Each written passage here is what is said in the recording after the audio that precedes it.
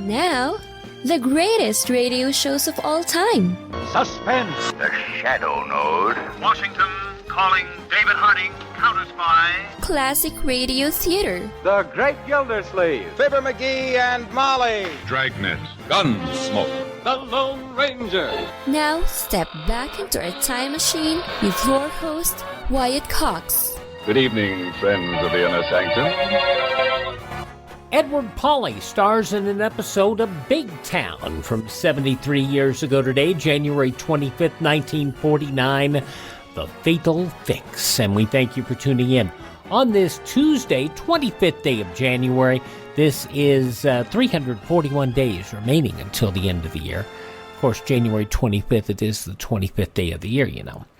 The Wedding March by Felix Mendelssohn became a popular wedding recessional after it was played on this date in 1858 at the marriage of Queen Victoria's daughter Victoria and Friedrich of Prussia.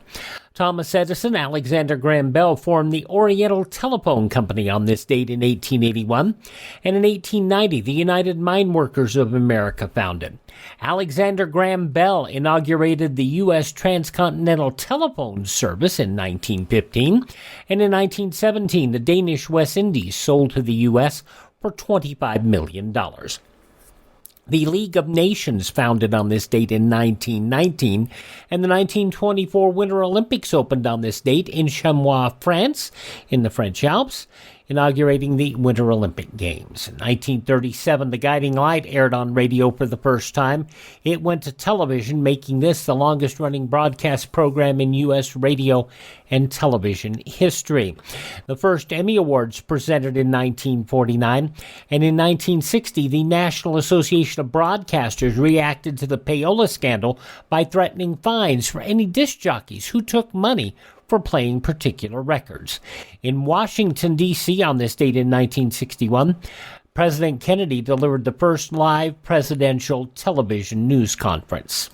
What will be your general policy on overflights and on such things as the U-2 case or the U-2 flights? Do you conceive of circumstances which might warrant resumption of such things as the U-2 flights?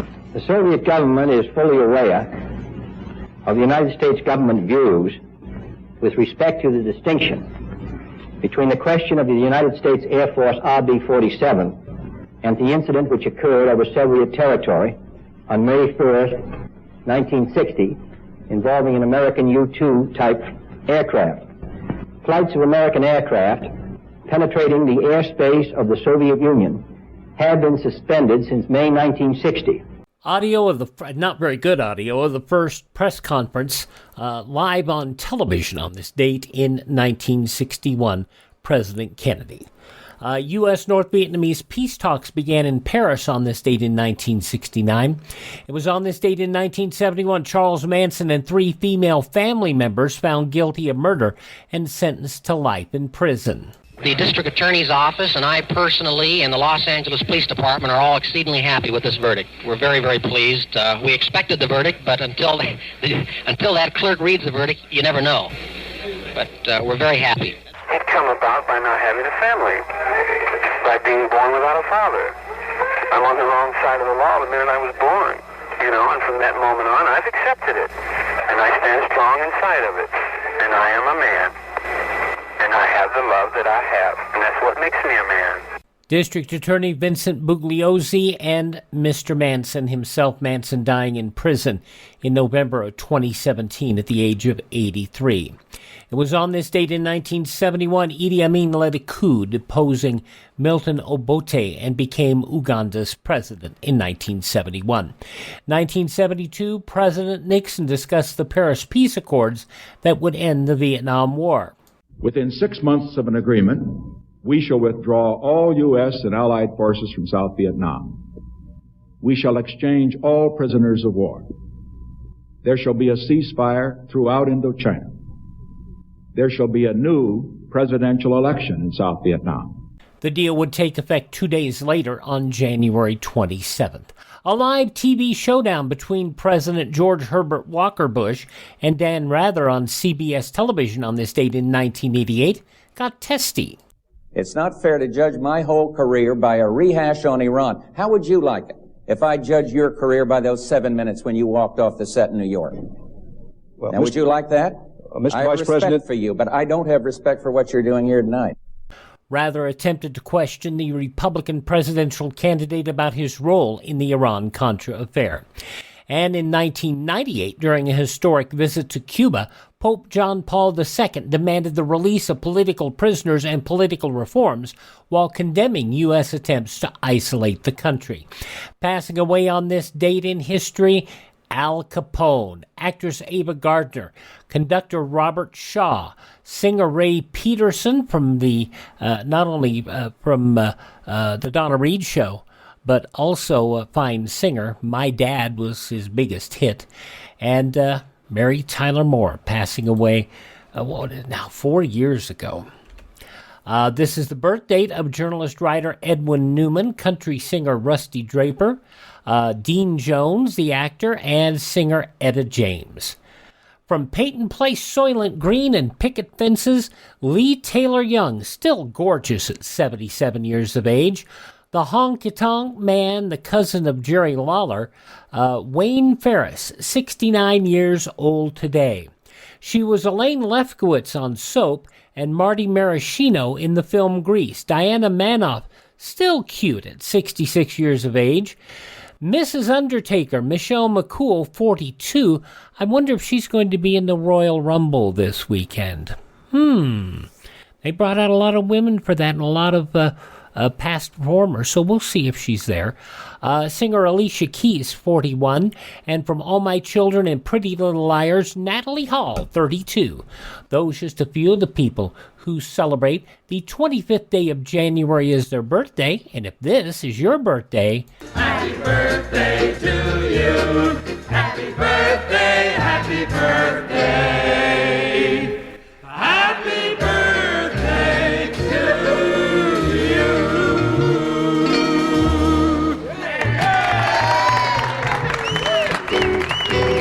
And we go back 73 years. January 25th, 1949, Edward Pawley is the crusading editor of the Illustrated Press. In this episode of Big Town, a role originated by Edward G. Robinson. This from 73 years ago, January 25th, 1949. That's next on this Tuesday, Classic Radio Theater. Mike Lindell has set out another big sale for listeners. It's the first of the year bedding sale. Half price on the MyPillow sleepwear, the wonderful Giza Dream Sheets, the 2-inch mattress toppers. It's like a MyPillow for the rest of your body. Also, the blankets and quilts and comforters, they are all half price right now. 50% off if you use our promo code USA. Also, big overstock. If you know somebody who's expecting, the body pillow, it's regularly $120. It's now $39.95. Also, select pillows, couch pillows, and individual towels are deeply discounted. Go to MyPillow.com, click on the radio listener square, use my promo code USA, or call 1-800-951-8175. The first of the year bedding sale at MyPillow.com. Promo code USA. Thank you for tuning in to Classic Radio Theater here on your favorite station. We're going to roll back now to January 25th, 1949, 73 years ago today, an episode of Big Town. Lever Brothers Company, makers of Lifebuoy Health Soap, present Big Town. Extra, extra, extra! Here's Steve Wilson and Sports Racket Expose. Big Town gambler slain in the fatal fix. Extra, extra! Yes, Lever Brothers Company, makers of Lifebuoy Health Soap, are proud to present Big Town. The story of fighting editor Steve Wilson of the Illustrated Press, whose newspaper creed stands for freedom and justice against the forces of intolerance and evil. The power and the freedom of the press is a flaming sword, that it may be a faithful servant of all the people. Use it justly, hold it high, guard it well. Now to Big Town and Steve Wilson's headline racket expose captioned The Fatal Fix.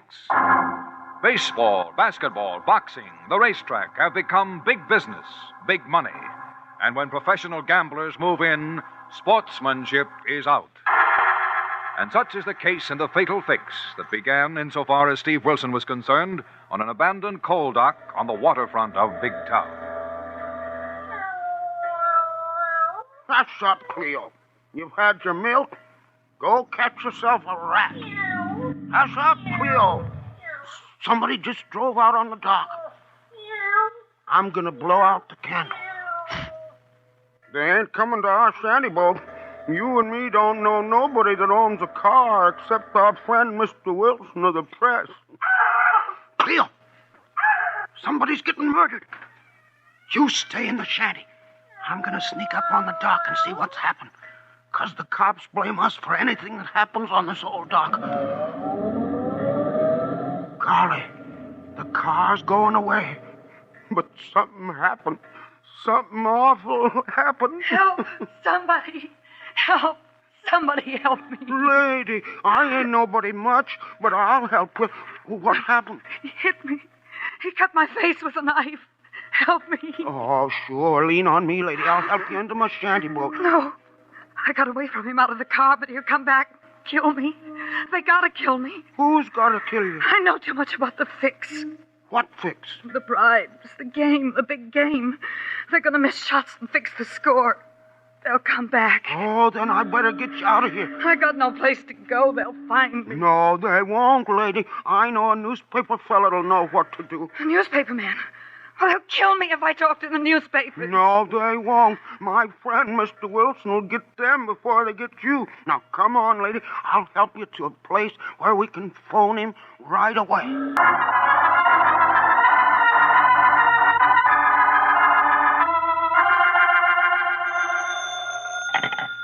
Yeah? Brad? Yeah. It's me, Shiv. So what? Lola got away. You dope. But she ain't got far. Get her or you'll get it. Okay. She's on a coal dock with an old river rat named Willy The Weep. Get her and clam him. I marked her. She's plenty scared. Maybe she'll stay clamped. Bring her here and we'll find out. What if she won't come, Brad? If she won't play, finish marking her up and dunk her deep.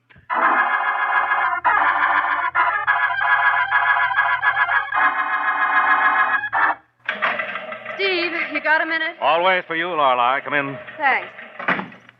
Will you take a look at this safe driving material? Sure thing. How's that lead article coming? Yeah, here it is. Uh-huh. Death at the wheel. Good. The Safety Council has given us the latest figures. Fine, but figures don't scare people enough, Lorelei. Well, they need to be scared out of their wits. No, into using their wits, realizing that any careless driver is asking for a fatal accident. I've hammered on that with a few well-chosen incidents. Yeah, so I see. Swell. Lead off with this and make it a series. Your private line to your listening post and the fringe of the so-called underworld. Yes, I'm expecting a new tip on that numbers racket murder last week. Hello, Steve Wilson, Illustrated Press. Mr. Wilson, it's me, Willy The Weep. Oh, hello, Willie. How's everything along the waterfront? Something awful just happened on the old coal dock alongside my shanty boat. What happened, Willie? Somebody almost killed a girl. Good grief. Let's have it, Willie. Fast. Well, he beat her and cut her up with a knife when she got away from him. Now, wait a minute, Willie. Not quite so fast. Where is she, Willie? Hiding in an alley, outside the dog wagon I'm phoning from. She's afraid the fellow will come back and finish killing her. Is she badly wounded? No, just cut on the face and kind of dizzy from being hit on the head. What's back of it, Willie? Some kind of a racket. Racket? She knows too much. She's afraid to go home. I said you'd help her, but she's scared of everybody. I'll hang up and get back to her, Willie. She may try to get away from you and hide. What'll I do with her, Mr. Wilson? She won't let me take her to the police. I'll take her to Mozart's Harbor Cafe. It's only a couple of blocks from where you are, Willie. Okay, Mr. Wilson. Are you coming down? Yes, with Miss Kilburn. We'll be there in 10 minutes. Get going, Willie. Don't let that girl get away.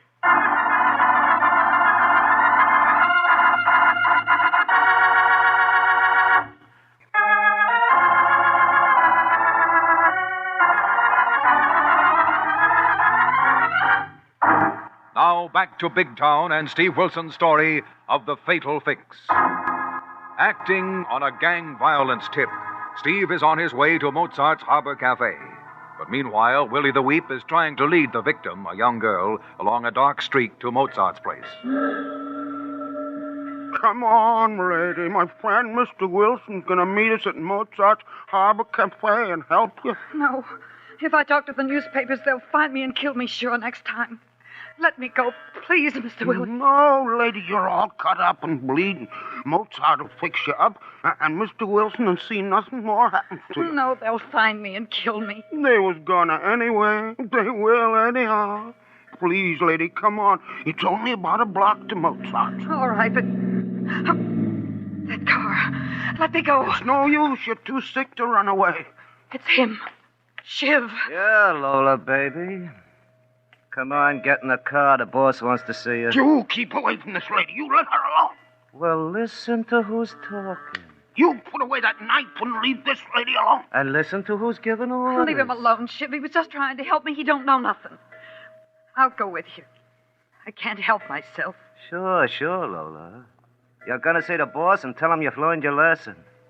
Now get in the car while I learn this stumblebum his lesson. Let me go, Shiv. Shut up. You let that lady alone. Oh, so you want to play rough, huh? Okay, brass knucks will do for you.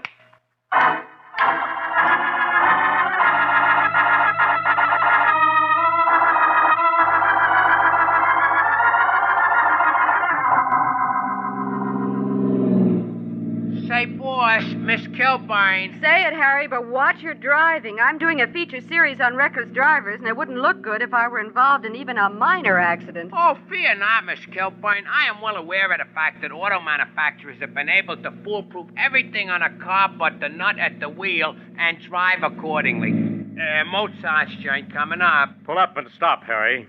But wait for us. That girl might be seriously cut up, and we may have to rush her to a hospital. Check, boss. And I will keep my trusty knocker handy in case the mug that marked her should show up to do an encore. Do that, Harry.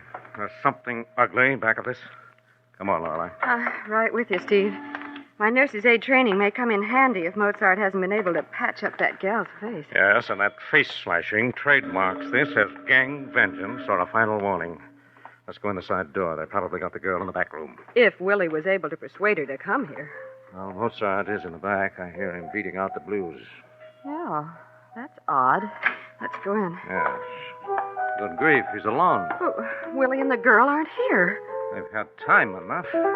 Mozart? Oh, Steve. Lorelei. What brings you down to the waterfront? To meet Willie the Weep. Willie? Yes, Mozart. He found the girl beaten up on the dock near his shanty. Phoned me, and I asked him to bring her here. Well, I haven't showed. I've been here practicing one-handed harmonies in case I never get this busted wing out of its sling. Oh, how is your wounded shoulder, Mozart? I'll live. But, Willie's not showing. Don't look good. Well, it's 15 minutes since he phoned me from a dog wagon only 3 blocks from here. Well, he said the girl was afraid to talk to the newspapers. Maybe she wouldn't come, Steve, and got away from him. Well, I was taken away from him by the slug who cut her up. Stay here, Lorelei. I'll get Harry, and we'll scout the streets between here and the coal line.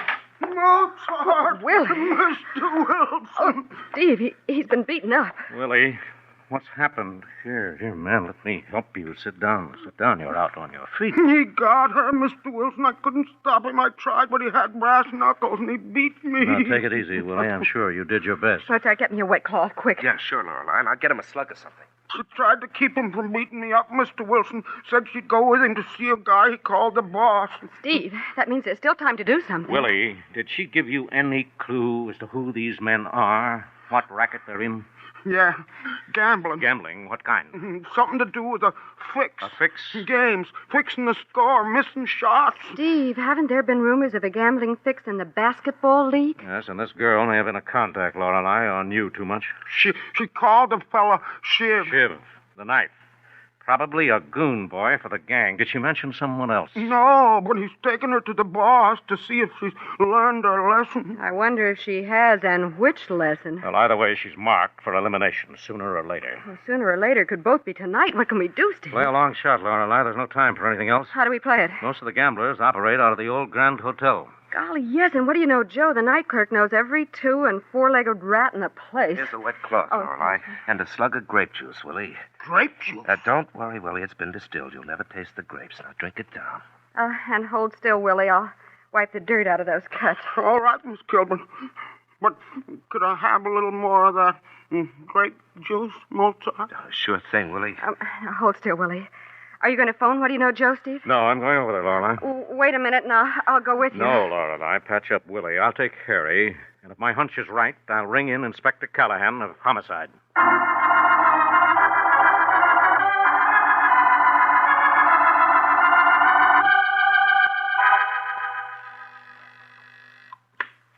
Room service, Old Grand Hotel. Young man, get me the management. Lady, I'm all the management there is this time of night. What's the beef? Beef? Squawk, York, or what have you. Someone has a horse in the room next to mine. A horse? Now, lady. 2 horses. They're galloping round the room. Hey, you're in 7-9, ain't you? Well, what's that got to do with those horses? Plenty, lady. Them ain't horses. What are they? 2 bookies reenacting a dead heat at Hialeah. Are you crazy? Yeah, or I wouldn't be working in this dump. Relax, lady. They'll sleep it off just as soon as they finish the race. Hello, Joe. You having trouble with the old Grand inmates? Oh, hiya, Mr. Wilson. Nothing special. What brings you to this acey-doocy joint this time a.m.? Something very special, Joe. From January 25th, 1949, Edward Pawley, starring in Big Town. You're listening to Classic Radio Theater with Wyatt Cox, that's me, and we'll have the news from 73 years ago today coming up next. Oh, come on, I hate you. You have no right to speak to me. You're stupid, you're evil. You believe in your God, guns, and gold. You shouldn't have the right to vote. We must fix this disgusting country now. We want socialism now. Whoa there, little fella. Our U.S. Constitution protects your right to say these things, even if they are drivel. Our founders believed in our inalienable rights granted by God, not some mafia. Our Bill of Rights protects your personal freedoms, your absolute right to speak to others, whether loving and kind or hateful and stupid. Utopia doesn't exist. It only destroys. Millions of innocents slaughtered by the communists in Cambodia, China, and the Union of Soviet Socialist Republics. And millions of people were gassed by Hitler's National Socialist Party. Where do you stand? Help us save the Constitution and restore our American dream. Go to SaveMyFreedom.com. That's SaveMyFreedom.com. Brought to you by the American Media Council.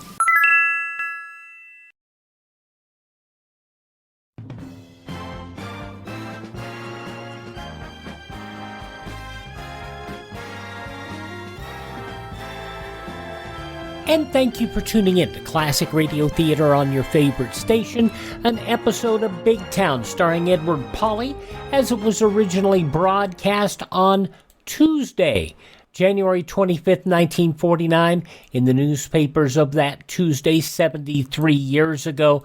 These were some of the headlines.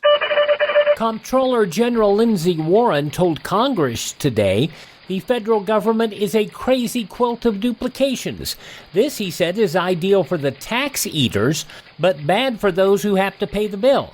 He urged passage of the government reorganization bill sought by President Truman. The measure would give the president broad power to consolidate offices and eliminate duplicating services. It's being considered by the House Committee on Executive Expenditures, before which Warren testified. Secretary of Commerce Sawyer went before a Senate subcommittee to ask for an extension until September 30th of the voluntary allocations program set up by the Republican-controlled 80th Congress. It's due to expire on March 1st.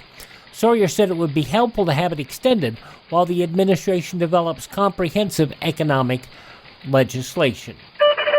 More emergency funds for the storm-stricken Western Plains states were sought in Congress as airplanes flew over the snow-covered rangelands, dropping hay to thousands of starving cattle and sheep. The first cash aid for the blizzard-swept areas came Monday from President Truman, who made available $100,000 for immediate aid for snowbound Indians and livestock. Cattle killed by storm on Western Plains no good for steaks. Federal officials explain that animals which have not been bled immediately after slaughtering cannot be sold for human consumption. Carcasses from the winter ranges can be salvaged for fats, though. Hides usually cracked by freezing. By the way, those funds that were mentioned earlier coming from the president are for relief in the Dakotas, Nebraska, Utah, and Nevada, the areas which have been hit by severe snowstorms and cold weather for the last several weeks. About 1 million sheep and tens of thousands of cattle stranded out in the desolate areas of the western ranges. But Western congressmen want more funds, at least $500,000, to help bring relief to the storm area. One half of the $100,000 will go to the Bureau of Indian Affairs to be spent primarily in the Dakotas and Nebraska. The other $50,000 is allocated to the Bureau of Land Management of the Interior Department to be used mostly in western and southern Utah and eastern Nevada. Russia announced today she and 5 other Eastern European nations have organized a Council of Economic Mutual Assistance. The communique announcing formation of the group said the U.S., Britain, and certain other Western nations were in essence boycotting trade relations with the countries of the People's Democracies and the USSR. In consideration of these circumstances, representatives of the Soviet Union, Bulgaria, Hungary, Poland, Romania, and Czechoslovakia met in Moscow. They discussed the question of organization of broader economic cooperation of the countries and people's democracies and the USSR. The council appears to be an attempt at an Eastern counterpart of the Organization for European Economic Cooperation, the planning body of the Marshall Plan nations. Extension of rent controls for at least 15 months appeared likely today as an administration bill started its way through Congress. The rent measure introduced on Monday by Congressman Spence of the Democrat of Kentucky and Senator Maybank, the Democrat of South Carolina, chairman of the House and Senate banking committees, slated for final approval well before March 31st, when the present law dies. Spence indicated he would start hearings next week.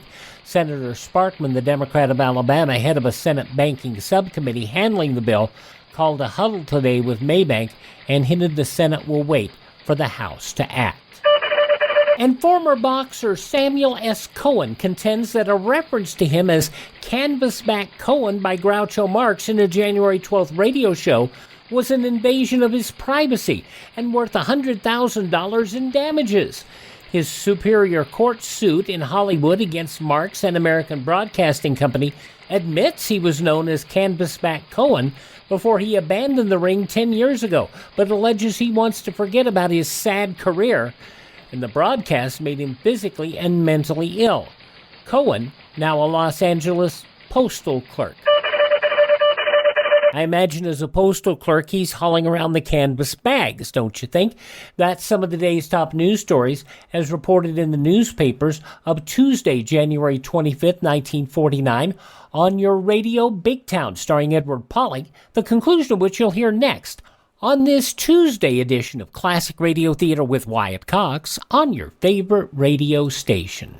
Here's some great news. If you missed the deadline to sign up for health insurance, or if, like a lot of people, you just have a plan you're not happy with, you still have a choice. It's called MediShare. It's a Christian healthcare sharing program. There are more than 400,000 members now, and they love it. In fact, MediShare has double the customer satisfaction rate compared to that of health insurance.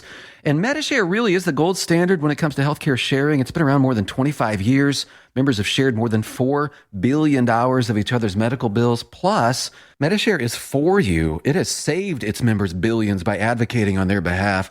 Best of all, the typical savings for a family is around $6,000 a year. So if you think you're stuck with a high-cost health plan that doesn't have much to offer, think again. MediShare has a 98% customer satisfaction rating, and you are invited to be part of it. Call now. 833-34-BIBLE. That's 833-34-BIBLE. 833-34-BIBLE. On Wednesday's Classic Radio Theater, Jack Webb starring in an episode of Dragnet the Big Bid. From back in January 26, 1954, that's 68 years ago, a clothing store has been burglarized and the ex-convict assistant manager suspected. That'll be on Wednesday's Classic Radio Theater, but right now the conclusion of The Big Town, starring Edward Pawley, from 73 years ago, January 25th, 1949. Could you stick your neck out long enough to give me a little information on a couple of your big-time gamblers? Well, I don't know, Mr. Wilson. I ain't carrying much insurance. But then I ain't got any dependents. Now, you won't have to show in this, Joe. I wouldn't be any more use to you for tips if I did. What'll it be? A girl in the middle of a sports fix. Uh-oh. Don't they ever learn?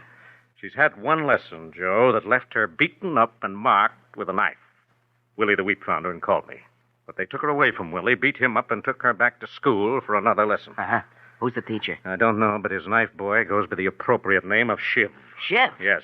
Brad Keller's goon. Keller, the promoter. What do you know, Joe? What do you know? How much do you know? Too much for my own good. Keller has a room here, hasn't he? Yeah, the bridal suite. And the Shiv came in with a beat-up gal about 10 minutes ago. 10 minutes ago? Yeah. Said she got nicked by a truck. Where's that bridal suite, Joe? Top floor. But look, Mr. Wilson, them ain't honeymooners up there. Lend me a pass key, Joe. You ain't going up there alone. No, Harry's outside. Look, that hackey's monkey wrench is no good against rods, and you never carry one. Well, let's leave the guns to the police, Joe. Oh, phone Inspector Callahan of homicide. Homicide? You figure there's going to be another murder in this joint? Well, if it isn't headed off, now get Callahan on the double. Okay, I only hope you know what you're doing, Mr. Wilson. Just trying to prevent a murder, Joe. How about that pass key? Okay, Mr. Wilson. Here you are. Thanks very much, Joe. Till you're better paid. Don't mention it. Only don't forget that key will open just about any door, including your size meat box in the morgue.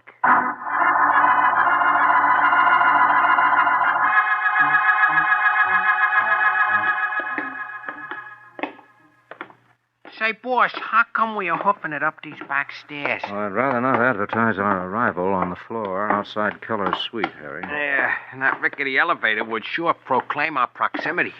That's right. And this is it. Now listen carefully. I'm all ears, boss, and I got my trusty monkey wrench ready, willing, and able. Just keep it ready, but keep quiet, Harry. And let's hope we can wait until Inspector Callahan and his homicide boys get here. Okay, but are we gonna just wait here at the head of the stairs? No, Harry, I want you to stay here, out of sight, and watch the hall. If anyone comes up, follow them. Just that and nothing more. Check, boss, but while you will be doing what? Here's my plan, Harry. What do you know, Joe gave me a pass key and a sketch of the layout of Keller's suite. There are two entrances. One to the bedroom down at the end of the hall. You going in there before Callahan gets here? Yes, Keller and his knife boy and the girl should be in the front room. I want to hear what they're talking about. Get the lowdown on this sports fix. Who's involved? And be as close as possible in case there's any more trouble in store for that girl. That is a pretty large order, boss, and a precarious preoccupation in which you'd better exercise extreme caution, as the saying goes. I will, Harry. And I'm going to keep out of it until Callahan arrives, unless they start to work on that girl again. Even so, you have not got any gun, and it is liable to end up with them working on you. So how about borrowing my trusty knock in case of contingencies? No, Harry. If this turns into a slugfest, someone is liable to get killed. Okay, boss. I'll be here waiting for a call if you need me. Just make sure that somebody getting killed ain't you.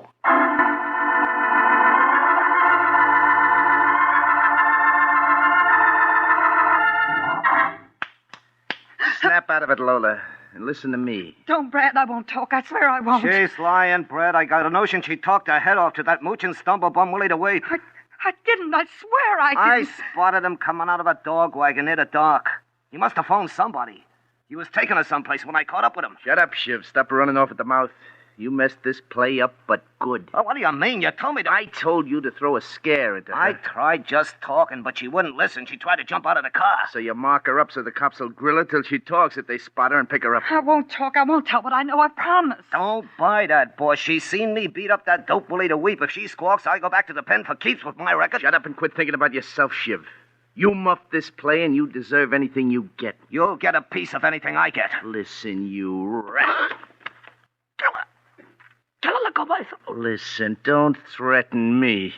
If you're picked up for that work on Willy the Weep and you drag my name into it, you won't be safe in solitary. Now shut up while I tell Lola how it's going to be. Okay, tell her. Now listen, Lola, get it straight. I'm only going to tell you once. I'm listening, Brad. You got in this deal with your eyes open. You played the come-on to them dribble pusses and hoop artists. Primed them for the payoff to throw some key games. So my syndicate could lay plenty of long, odd bets and make a killing. Well, I couldn't help it if they went to the prosecutor. No, but you could beat it out of town like you were told. I was hiding in a girlfriend's apartment. That's where Shiv found me. I'll say I did. And the cops would have found you if Shiv hadn't got you first. I wouldn't have talked. We're going to make sure of that, Lola. How? You're going to go on a little trip with Shiv. No, please, Brad, not with Shiv. Let me go alone. I'll get out of town. I'll stay out of big town. I'll hide. That chance with that cut-up kisser. Well, that's your fault. That was for scratching and biting me, you lippy twist, and for 2 cents I give you. Lay off, Shiv. Get ready to ride. Where's he taking me, Brad? To a place out of town where the cops won't bother you and nobody will see that face of yours. Come on, get going. But, wait, Brad, please. Let me go fix my face. We might be stopped on the way, and I look a mess. Yeah, maybe you better go wash your face and put some adhesive on that cut on your cheek. Go with us, Shiv. No, please, I can do it. What, and maybe get an idea to slip out the hall door of the bedroom? Nothing doing. Go along with her, Shiv. Okay. Come on, baby, and no funny business, or I'll mark you up so you'll need a couple of yards of tape. Put away that knife and just see she don't break for that hall door or get near no windows and jump. Okay, Brad. Come on, baby. Hurry it up. Get her ready and out of here. I'll phone the boys to take plenty of bets of the big game tomorrow night.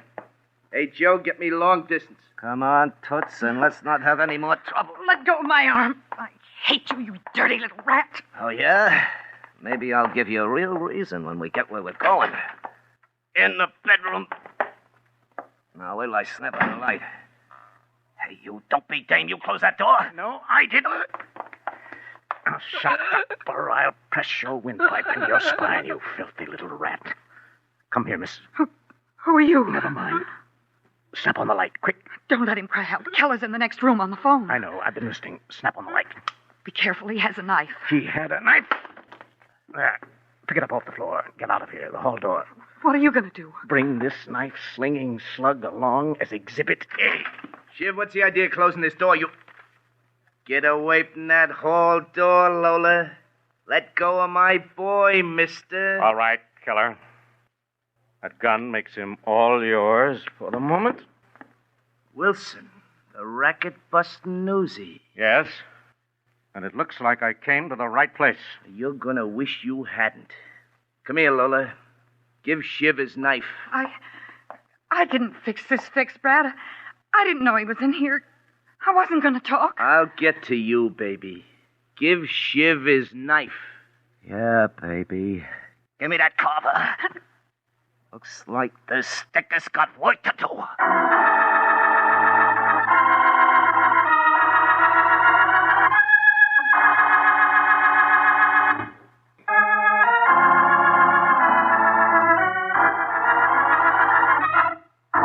Now, back to Steve Wilson and the Gamblers' headquarters at the old Grand Hotel in tonight's racket expose headlined The Fatal Fix. Come on, Wilson. How did you get wise to our big fix? Talk. Yeah, Wilson, talk. Tell your goon boy to take the tip of his knife away from my throat, and I'll tell you anything you want to know, Keller. Talk, or I'll split your apple for trying to bust mine. Back up, Shiv.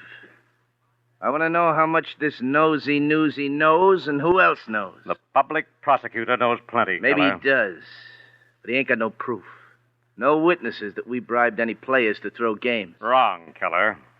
Most of the players are honest, and they reported your girlfriend's attempt to bribe them.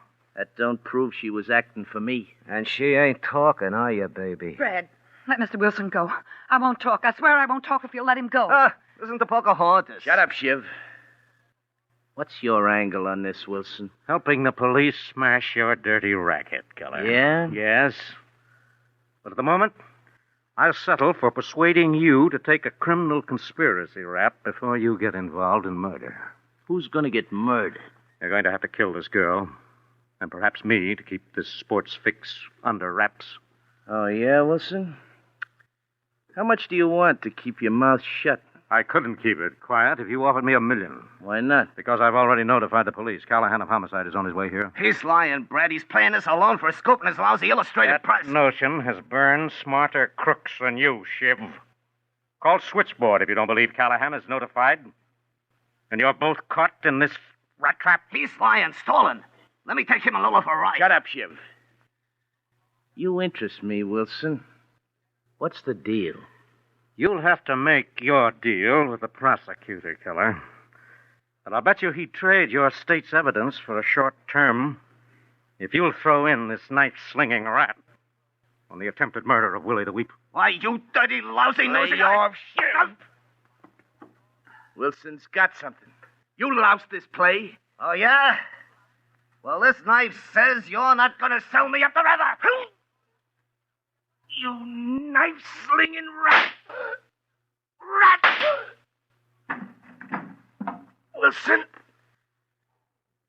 Wilson. Shiv's knife.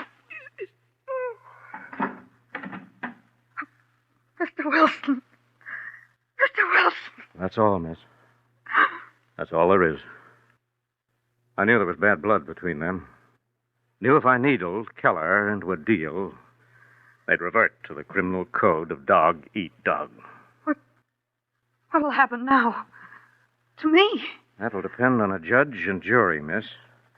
And how well you've learned the lesson that you can't play around the fringe of crime. It's all or nothing. Boss, what goes? Me and Miss Kilpane's out here. Just a minute, Harry. I'll unlock this door. Steve, Lorelei. I just got here and heard those shots. What happened? Well, 2 crooks fell out and saved the state and the public a lot of trouble. Get on the phone, Lorelei. Oh, sure. Call the press. Get Dusty Miller over here for a few photos captioned Exhibit A in the big book of crime that doesn't pay.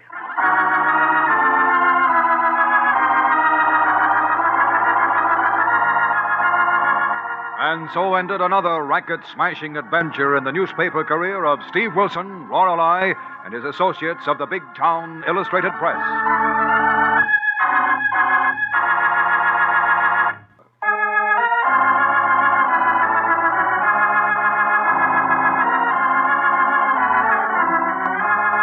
Next week, the makers of Life Boy bring you another hard-hitting racket expose captioned Murder in the Snow. Another exciting assignment in the newspaper career of fighting editor Steve Wilson of Big Town.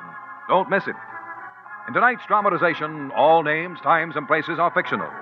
Big Town features Edward Pawley as Steve Wilson, Fran Collin as Lorelei Kilburn, and was written and produced by Jerry McGill.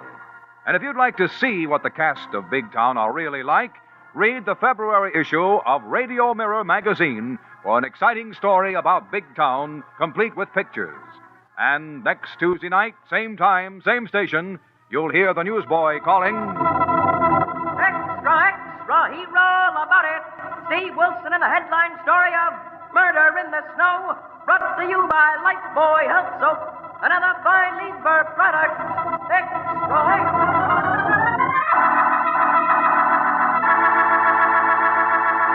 You know, I think we'll have one of those pictures of Edward Pawley in our podcast that you can get by going to anywhere podcasts are served.